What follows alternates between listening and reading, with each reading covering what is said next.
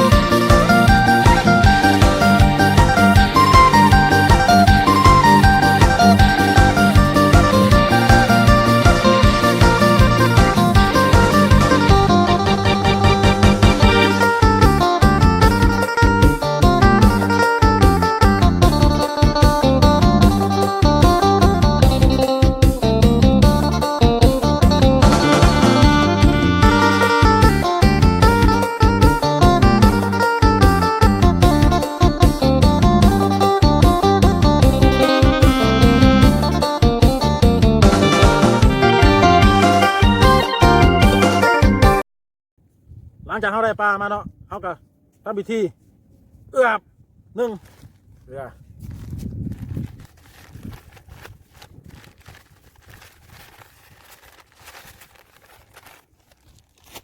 สองแป้ง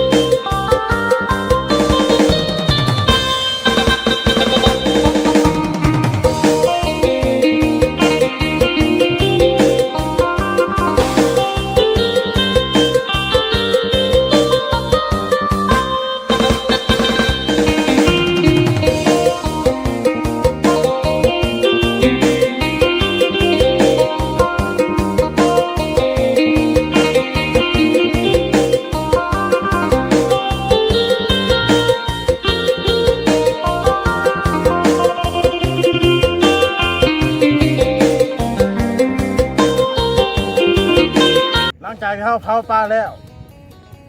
ลุยมาเป็นจังไดบาดอุ้ยสุกกัดลีท่านผู้ชมเลยมาเด้อท่านผู้ชมมากินกันเด้อ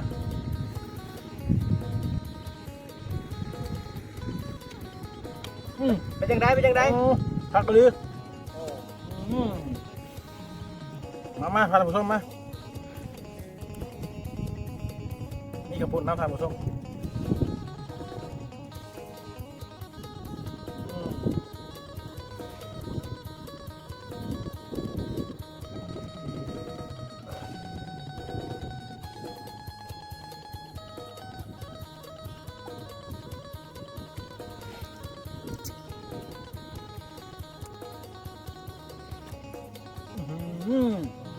ลองเบังเอาอีกแตงน้อย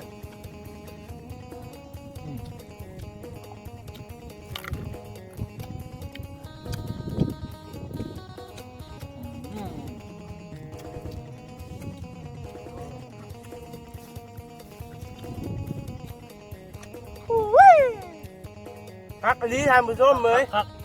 ต้องคือ ปลาทั้งชดทานเพิ่มปลาทั้งชดลงเอากินเนี่ย ปลายังสดปลายังบุญเคยผ่านใจ ปลาทั้งเพิ่มผัดทราย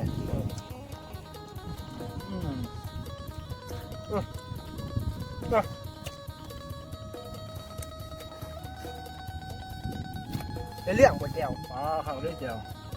แก้วถั่วดินพี่น้องเลย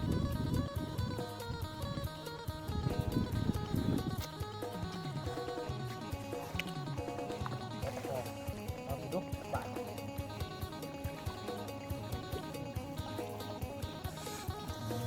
โอ้เผ็ดขักเลยยอดเลย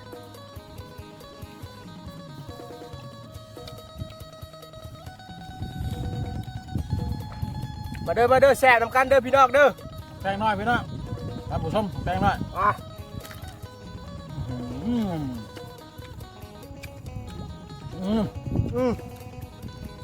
มานำมาอยู่หาดบันโนเซ้งพี่น้อง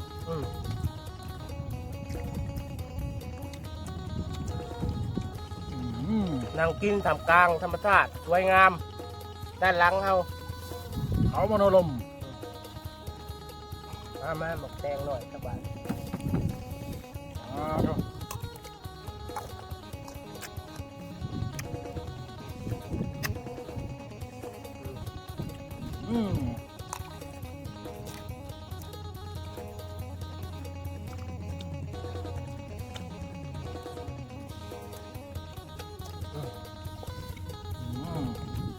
ไอ้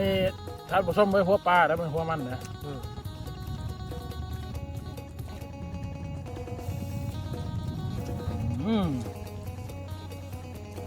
คัก มีพื้นท้องมันนี่สุดยอดเลยหมอ ปลากับปลาถึงแห้พี่น้อง น่า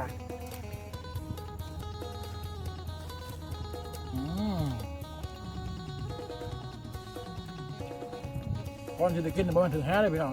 ถึงไฟ จุดไฟซะก่อน เราทานผสมด้วย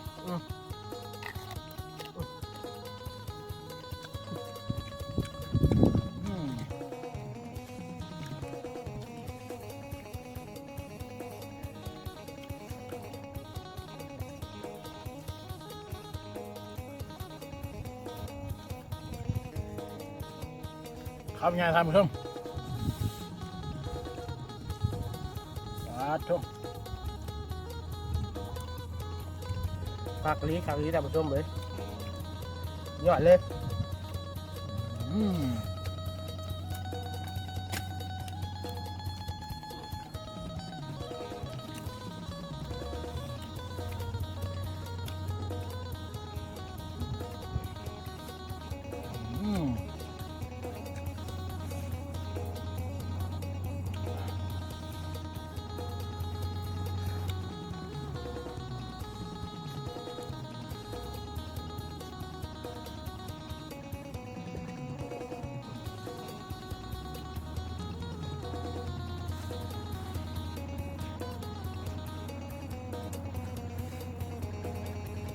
ยิงป้าแซ่บๆวิวงาม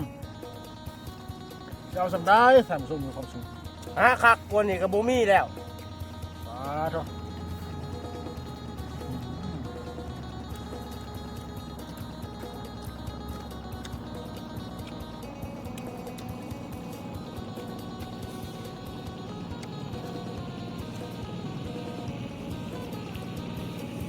เต็มปากเต็มคำเลย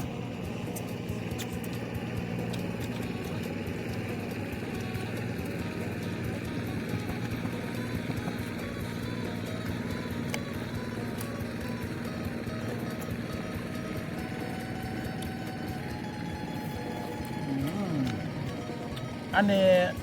ท่านผู้ชมส่วนใหญ่จะเอิ้นว่ากลางมันเดี๋ยวมันกลางมันท่านผู้ชมกลางปลา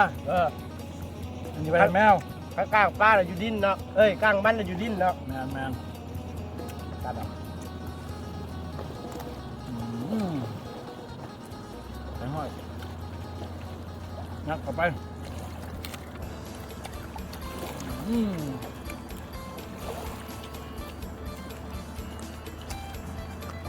ขัดใช่ป่ะจะเห็นแดงว่ะ สุดยอดเนาะ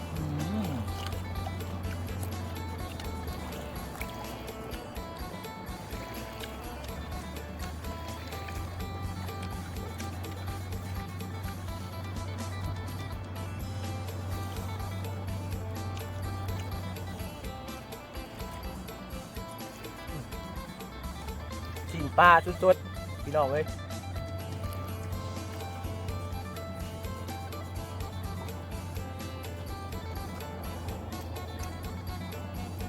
แต่ว่าท่านผู้ชมทานได้เนาะกินกับเอิ้นทุกห้าวน้ำมันเด้อ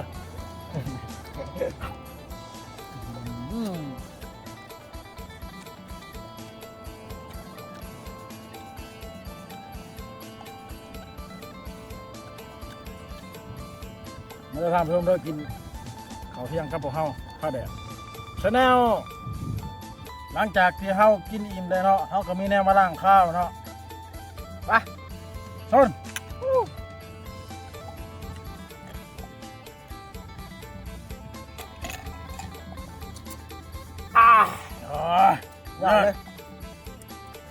อย่าลืมกดไลค์กดแชร์